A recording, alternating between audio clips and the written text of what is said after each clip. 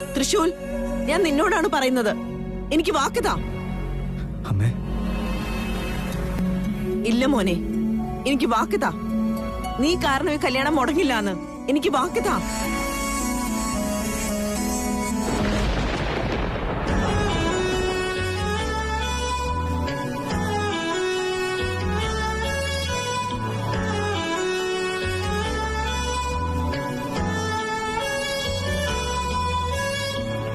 ശരി അമ്മേ, ഈ കല്യാണം ഒരു കാരണവശാലും മുടങ്ങില്ല. ഇതേ മണ്ഡപത്തിൽ തന്നെ നടക്കും. എനിക്കത് മാത്രം മതി മോനെ. പാപിയായ അമ്മയാടാ ഞാൻ. എല്ലാ അമ്മമാർക്കും എത്ര കഷ്ടപ്പാടുണ്ടായാലും സ്വന്തം മക്കളുടെ കല്യാണം നടന്നു കാണണമെന്നുള്ള ആഗ്രഹം എപ്പോഴും ഉണ്ടാകും. പക്ഷെ ഞാനോ എന്റെ മകന്റെ കല്യാണ സ്വപ്നം ഇല്ലാതാക്കുവാണ്. പാപിയല്ലേടാ ഞാൻ, പാപി.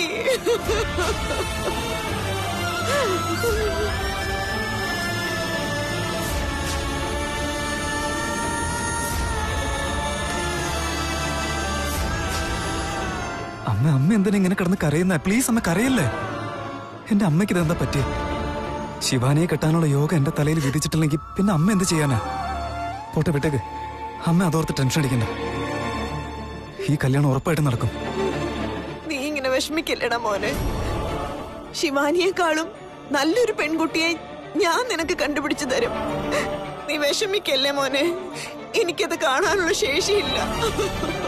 അമ്മേ, പ്ലീസ് അമ്മേ. വേണമെങ്കിൽ എന്നോട് മരിച്ചു കാണിക്കാൻ വരെ പറഞ്ഞു. ഇപ്പൊ ഇവിടെ വെച്ച് അത് ചെയ്ത് കാണിക്കാൻ ഞാൻ റെഡിയാ. പക്ഷെ ശിവാനിയുടെ സ്ഥാനത്ത് മറ്റൊരു പെണ്ണിനെ ഓർക്കാൻ പോലും എന്നെ കൊണ്ട് പറ്റില്ല അമ്മേ. അമ്മേ,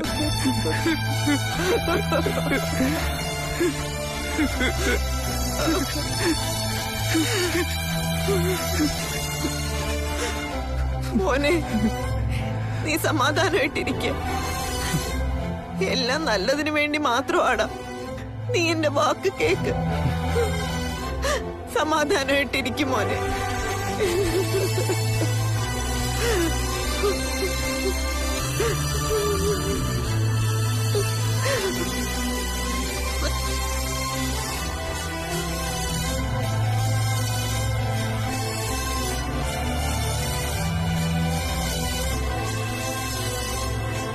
എന്നോട് ക്ഷമിക്കമേ. അതെ, ഞാനമ്മയ്ക്ക് വാക്ക് തന്നു. ഈ കല്യാണ മണ്ഡപത്തില് ഈ കല്യാണം മുടങ്ങില്ലെന്ന്. അത് സത്യം തന്നെയാ. ഇവിടെ ഈ കല്യാണം ഉറപ്പായിട്ട് നടക്കും. പക്ഷെ അത് എന്റെയും ശിവാനിയുടെയും ആയിരിക്കും.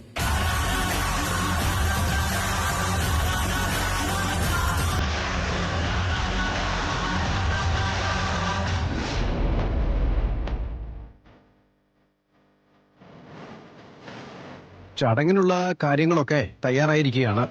കാശിക്ക് പോവാൻ ചെക്കനെ വിളിച്ചോളൂ. വിളിക്കാൻ പോയിട്ടുണ്ട്. എത്തിയല്ലോ അവൻ.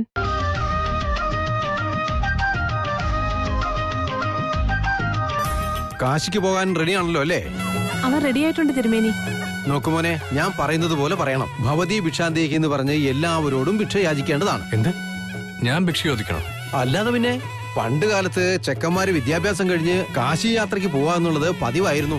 പിന്നെ അവിടെ ദമ്പതികൾ കണ്ടിട്ട് വീട്ടിലൊരു പെണ്ണുണ്ട്, നീ അവളെ വിവാഹം കഴിച്ചോളൂ, ബ്രഹ്മചാരിയായിട്ട് പോകണ്ട, ഭർത്താവായിട്ട് പൊയ്ക്കോളൂ എന്ന് പറയും. എന്നിട്ട് അവനെ വീട്ടിലേക്ക് വിളിച്ചോണ്ട് പോകും. പിന്നെ എല്ലാവരും കാശി യാത്രയ്ക്ക് പോകുമ്പോ ഭക്ഷണം എന്തായാലും വേണമല്ലോ. അതിനെല്ലാവരോടും ഭിക്ഷ യാചിച്ച് ഭാണ്ഡക്കെട്ട് നിറച്ചു കൊണ്ടുപോകണം. പിന്നെ അത് രണ്ടു പേർക്കും ഉപകാരമായി തീരുന്നതാണ്. അങ്ങനെയാണ് ശാസ്ത്രം പറയുന്നത്. ഇപ്പോ നീ എല്ലാവരോടും ഭിക്ഷ യാചിച്ചോളൂ.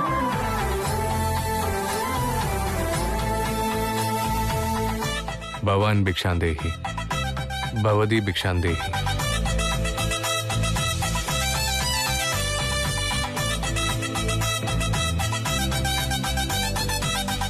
നന്ദീശ്വരോടും മധുമതിയോടും ചോദിക്കും.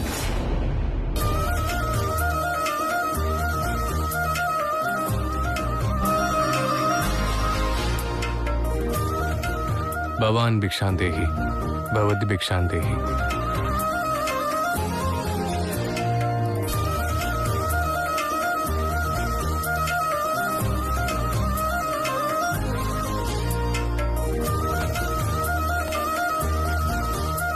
ഞാൻ കാശിക്ക് പോവുകയാണ്. ഇവനോട് പോവണ്ടെന്ന് പറയാൻ ആരുമില്ല ഇവിടെ. ഗോവിന്ദൻ എവിടെ ഉള്ളത്?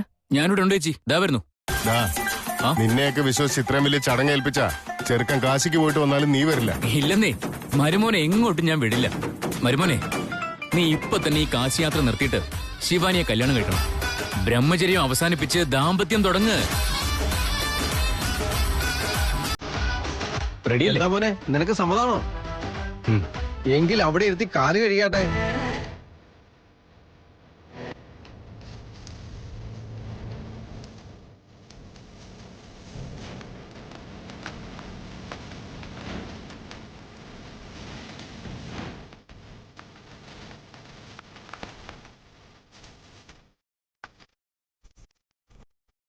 അപ്പോ കാശിയാത്ര ചടങ്ങുകളെല്ലാം തീർന്നു കഴിഞ്ഞു. ഇനി ദാമ്പത്യത്തിലേക്ക് കാലെടുത്ത് വെക്കാം.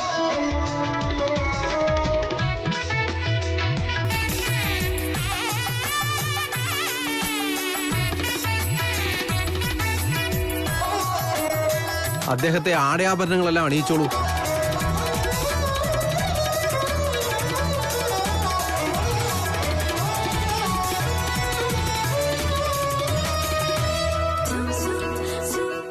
അദ്ദേഹത്തിന് ആരെങ്കിലും കൊട പിടിച്ചു കൊടുത്തോളൂ.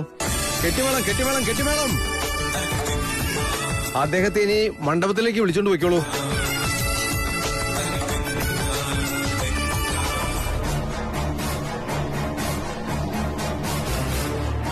ഞാൻ എത്ര കഷ്ടപ്പെട്ടിട്ടും മന്ത്രങ്ങൾ പ്രയോഗിച്ചിട്ടും ശിവാനിക്ക് ഒന്നും സംഭവിച്ചില്ല. അവളുടെ കയ്യിൽ ചരട് കെട്ടിയിട്ടുണ്ട്. ആ ചരട് അവളെ കല്യാണത്തിലേക്ക് നയിക്കുമെന്ന് ഉറപ്പാണ്. അതിന് ഞാൻ എത്ര കഷ്ടപ്പെട്ടാലും തടയാൻ സാധിക്കില്ല. ഛേ, എന്താ ഇപ്പൊ ചെയ്യാ? അവൾ ആ ചരട് കെട്ടുന്നതിന് മുൻപേ ഞാൻ ശ്രമിക്കേണ്ടതായിരുന്നു. ഞാനിപ്പോ വെറുതെ ഇരുന്നാൽ തൃശൂൽ ഈ കല്യാണം തടയാൻ എന്തെങ്കിലും ചെയ്യും. ഞാൻ ഈ കല്യാണം തടയാൻ ശ്രമിക്കുന്നത് നിർത്തണം. തൃശൂലിന്റെ മേൽ എന്റെ മന്ത്രശക്തികൾ ഉപയോഗിക്കണം. അതെന്തെങ്കിലും ആവട്ടെ, എന്റെ ശക്തി ഉപയോഗിച്ച് തൃശൂലിനെ ഇവിടുന്ന് കൂട്ടിക്കൊണ്ടു പോകണം.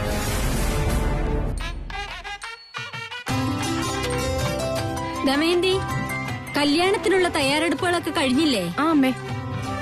തിരുമേനി, ഇനി എന്തെങ്കിലും വേണമെങ്കിൽ പറഞ്ഞാ മതി. ഒന്നും വേണ്ടമ്മേ, എല്ലാം കിട്ടിയിട്ടുണ്ട്. ചെക്കനെ കൂട്ടിക്കൊണ്ടുവന്ന ചടങ്ങുകൾ തുടങ്ങായിരുന്നു. ശരി.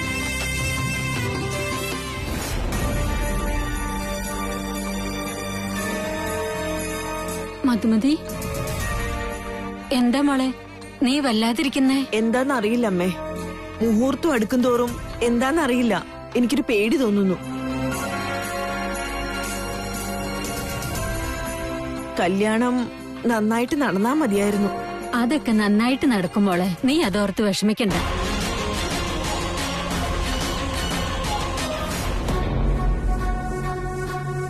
ഹലോ ബ്രോ, എന്തുണ്ട് വിശേഷം? ഒന്നും ചെയ്യാൻ പറ്റുന്നില്ല അല്ലേ? കുറച്ചു മുമ്പ് നീ ഭയങ്കര വയലന്റ് ആയിരുന്നല്ലോ, ഇപ്പൊ നീ സൈലന്റ് ആയിട്ടിരിക്കുന്നു. ഞാൻ സൈലന്റ് ആയിട്ടോ വയലന്റ് ആയിട്ടോ ഒക്കെ ഇരിക്കും. അതിന് നിനക്കെന്താ? എടാ, നീ കാശിയാത്രയ്ക്ക് പോവാൻ നിന്നതല്ലേ, പിന്നെ എന്തിനാ ഇവിടെ വന്നിരിക്കുന്നത്? സമയം കളയണ്ട, പോവാൻ നോക്ക്. നീ ഇവിടുന്ന് പോയി കഴിഞ്ഞാ ഈ കല്യാണം നിന്ന് പോയില്ലേ? കല്യാണച്ചക്കൻ ഇല്ലാന്ന് കരുതി കല്യാണം നമുക്ക് നിർത്തിവെക്കാൻ പറ്റുമോ? പാവാ പെണ്ണിന്റെ മാനസികാവസ്ഥ ഒന്ന് ആലോചിച്ച് നോക്കി. ഇവിടെയുള്ള എല്ലാവരും വിഷമിക്കില്ലേ? അപ്പോൾ ഞാൻ കല്യാണം കഴിക്കാം എന്ന് പറയും.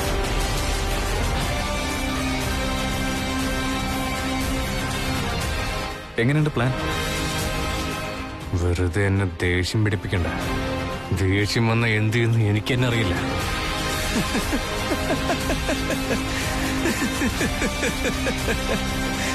അയ്യോ, നിന്റെ ഉള്ളിലൊരു മൃഗമില്ലേ, അതേപോലെ തന്നെ എന്റെ ഉള്ളിലുണ്ട്. അതിനെ കുത്തി എഴുന്നേപ്പിക്കുന്ന പണി കാണിക്കല്ലേ. ഞാൻ എന്ത് ചെയ്യുന്നാടാ പറയുന്നത്? എന്ത് ചെയ്തെന്നോ? എനിക്കൊന്നും അറിയില്ലെന്നാണ് കരുതിയിരിക്കുന്നത്. ബാത്റൂമിൽ നീ അറിഞ്ഞുകൊണ്ട് എന്നെ പൂട്ടിയിട്ടതാണെന്ന് എനിക്ക് മനസ്സിലായി. ഇതൊക്കെ ഒരുപാട് പഴയ സ്റ്റൈലല്ലേ ബ്രോ. ദയവേദി ഇതുപോലുള്ള ചീപ്പ് ഷോ ഒന്നും കാണിക്കരുത്. ചീപ്പ് ഷോയോ? എന്റെ ശിവനയുടെ എൻഗേജ്മെന്റ് നീ ക്യാൻസൽ ചെയ്യിച്ചില്ലേ? അതിപ്പോ സ്റ്റാൻഡേർഡ് ആയിരുന്നോടാ? ന്യൂജൻ സ്റ്റൈലായിരുന്നോ? ശരി, അത് വിട്ടേക്ക്. അങ്ങനെയൊന്നും ചെയ്യുന്നില്ല. ശിവാനി തന്നെ എന്റെ അടുത്തേക്ക് ഓടി വന്നിട്ട്, തൃശൂൽ ഞാൻ നിന്നെ ഒരുപാട് പ്രണയിക്കുന്നു, നിന്നെ തന്നെ കല്യാണം കഴിക്കണം, ത്രിവിക്രമൻ എനിക്ക് വേണ്ട എന്ന് പറയും, അതുപോലെ ആക്കി തരാം. അതൊക്കെയാണോ? അയ്യോ, അത് നിന്റെ ആഗ്രഹം മാത്ര. അത് ആഗ്രഹം മാത്രമാണെന്ന് ഞാൻ കാണിച്ചു തരാം.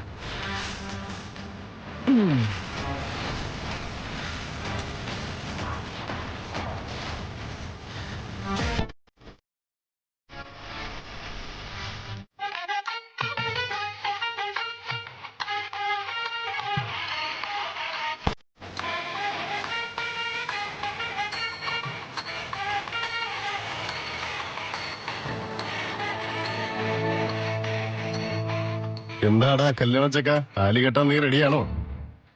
കല്യാണച്ചക്കന്റെ മുഖം കണ്ടാലറിഞ്ഞൂടെ, പറഞ്ഞാൽ ഉടനെ തന്നെ താലി കെട്ടാൻ റെഡിയായി നിൽക്കാന്ന്. അയ്യോ, അങ്ങനെയൊന്നും ചെയ്തു കളയല്ലേ. എന്നെ എന്റെ ജോലി ചെയ്യാൻ അനുവദിക്കണം.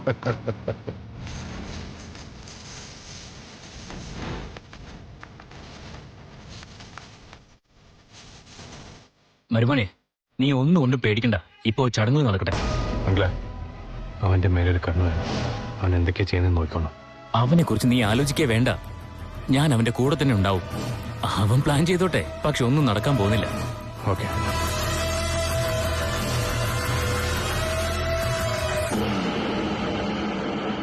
എന്താ നിങ്ങൾ തമ്മിലൊരു രഹസ്യം പറിച്ചില്ല? എന്താ ഒരു കള്ളത്തരം? ഒന്നുമില്ലടി. എന്നോട് നിങ്ങൾ കള്ളം പറയാ? നിങ്ങൾ സത്യം പറയുന്നു ഇല്ലയോ? അത് പിന്നെ മരുമോനെ, താലി എടുത്ത് എങ്ങനെ കെട്ടേണ്ടതെന്ന് പറഞ്ഞു കൊടുക്കായിരുന്നു ഞാൻ.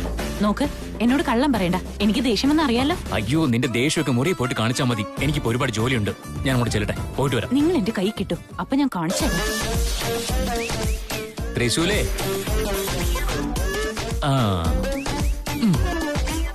എന്താ ചടങ്ങുകളൊക്കെ നോക്കി കാണുവാണോ?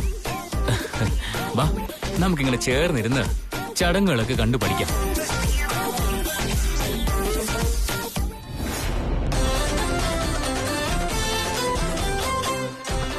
എടത്തി,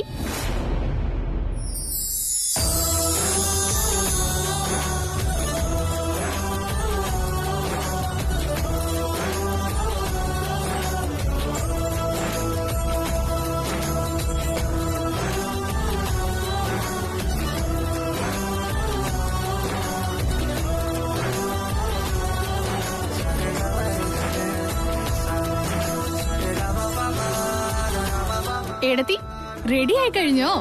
കാണാൻ നല്ല ഭംഗിയുണ്ട്. ത്രിവിക്രം ബ്രോ എങ്ങാണ് ഏട്ടത്തി ഇങ്ങനെ കണ്ട ഞെട്ടിപ്പോവെന്നുള്ളത് ഉറപ്പാ. അയ്യോ, എന്തൊരു നാണമാ. ബ്രോയുടെ പേര് പറഞ്ഞപ്പോഴേ മുഖം ചുവന്ന് തൊട്ടത് നോക്കി. എടത്തി ആദ്യം മുഖത്തുനിന്ന് ദൃഷ്ടി ഒഴിവാക്കണം. ആരെങ്കിലും കണ്ണുവെക്കാൻ സാധ്യതയുണ്ട്. നിക്ക്, ഞാൻ തൊട്ടുതരാം.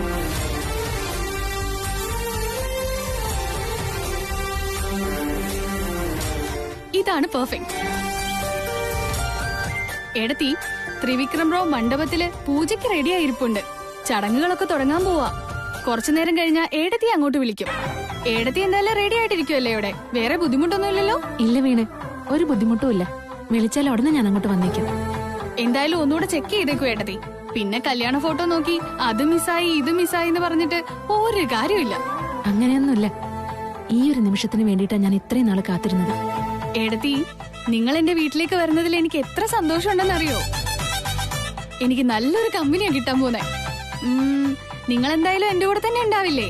ഉണ്ടായേ പറ്റൂ. പിന്നെ ബ്രോയുടെ കൂടെ ചേർന്ന് എന്നെ കളിയാക്കാൻ പാടില്ല. ഓക്കെ അല്ലേ? ശരി ഏടത്തി, ഇനിയിപ്പൊ നിങ്ങളെ വിളിക്കാൻ ആള് വരും. ഞാൻ അവിടെ മണ്ഡപത്തിന്റെ അടുത്തുണ്ടാവും. വേഗം വന്നേക്കണേ. ശരി. ഞാൻ ഇത്രയും വർഷം കാത്തിരുന്ന ആ നിമിഷം വന്നെത്തി കഴിഞ്ഞു. ഇപ്പൊ അവരെന്നെ അങ്ങോട്ട് വിളിക്കും. കതിർ മണ്ഡപത്തിൽ എന്റെ ആദിശേഷനോടൊപ്പം അവരെന്നെ ഇരുത്തും. ആ നിമിഷത്തെക്കുറിച്ച് ഓർക്കുമ്പോ എന്റെ പഴയ കാര്യങ്ങളെല്ലാം കൺമുന്നിൽ വന്ന് നിൽക്കുന്നത് പോലെ. ഞങ്ങൾ സന്തോഷത്തോടെ ജീവിച്ചതും, ഞാനും ആദിശേഷനും ഗാന്ധർവ വിവാഹം കഴിച്ചതും.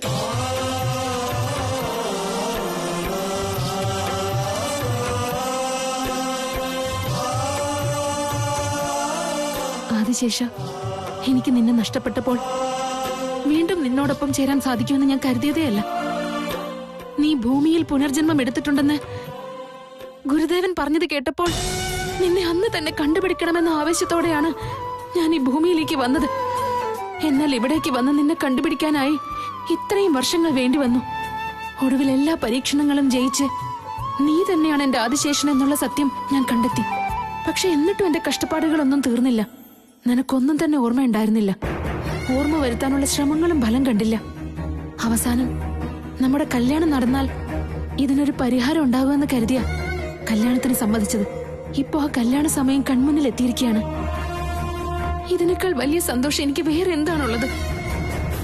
മഹാദേവ, ഞാൻ എന്ത് ഭാഗ്യം ചെയ്തവളാണല്ലേ. കഴിഞ്ഞ ജന്മത്തിലും ഈ ജന്മത്തിലും എന്റെ ആദിശേഷനുമായി ചേരാനുള്ള ഭാഗ്യം എനിക്കുണ്ടായി. ആദിശേഷന്റെ ആത്മാവിന്റെ കൂടെ എന്റെ ആത്മാവും ചേരുകയാണ്. എനിക്കിനി വേറൊന്നും വേണ്ട. ത്രിവിക്രമൻ എന്റെ സ്വന്തമായാൽ മാത്രം മതി.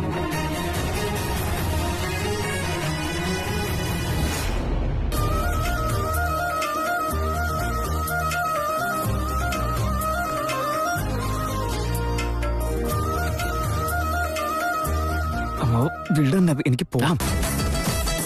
ഞാൻ നിന്നെ വിടില്ല. നീ ഇവിടെ തന്നെ ഇരുന്നാ മതി.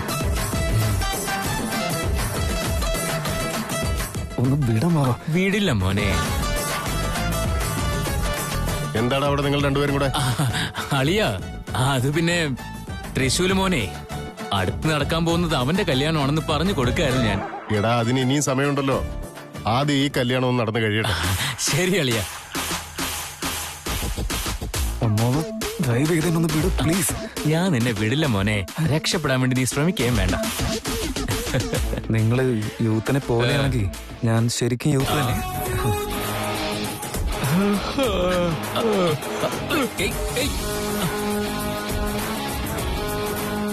തൃശ്ശൂർ എന്തൊക്കെയാ ചെയ്യുന്നേ?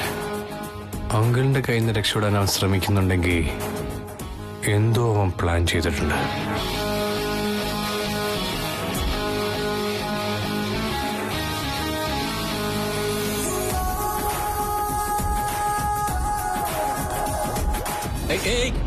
തൃശ്ശൂരെ പൂവരിയ മോനെ.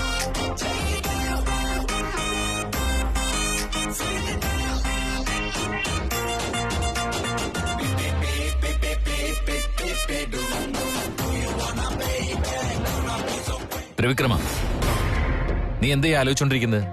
ചടങ്ങിൽ ശ്രദ്ധിക്കേ.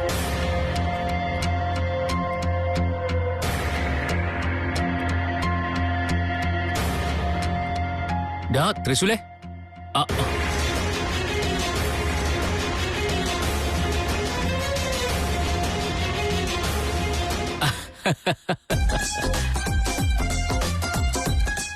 മോനെ, ഞാൻ കാണാതെ നീ ഇവിടെ ഒന്ന് ഒളിച്ചിരിക്കുകയായിരുന്നല്ലേ?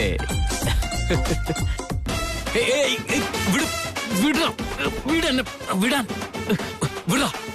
ഓക്കെ ഓക്കെ, പോയി അടുപ്പ് കളിച്ചേ. പോയേ തൃശ്ശൂൽ.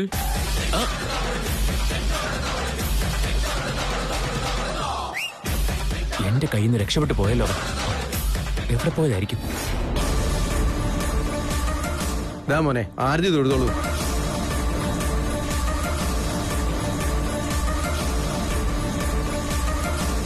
ത്രിവിക്രം, എന്ത് പറ്റി നിനക്ക്? നിന്റെ ശരീരം മാത്രമേ ഇവിടെ ഉള്ളൂ. നീ മനസ്സിൽ വേറെന്തൊക്കെ ആലോചിച്ചോണ്ടിരിക്കുകയാണല്ലോ. എന്താ പറ്റിയ നിനക്ക്? ത്രിവിക്രം, എന്താ നീ ആലോചിച്ചോണ്ടിരിക്കുന്നത്? ഒന്നുമില്ല മുത്തശ്ശി. ത്രിവിക്രമ, എന്താടാ, നിനക്ക് എന്തെങ്കിലും ടെൻഷൻ ഉണ്ടോ? ഒരു കുഴപ്പമില്ല ഡാഡി. പിന്നെ എന്താ നീ ഇങ്ങനെ ആബ്സെന്റ് മൈൻഡ് ആയിട്ടിരിക്കുന്നേ? തിരുമേനി പറയുന്ന പോലെ കാര്യങ്ങൾ ചെയ്യേ. ശരി ഡാഡി.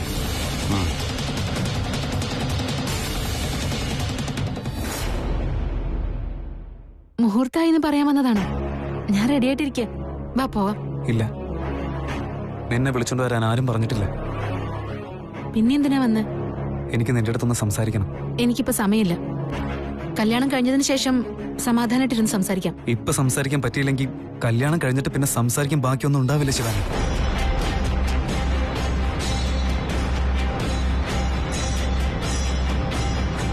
എന്നുവെച്ചാ എന്ത് കാര്യ പറയാനുള്ളത്?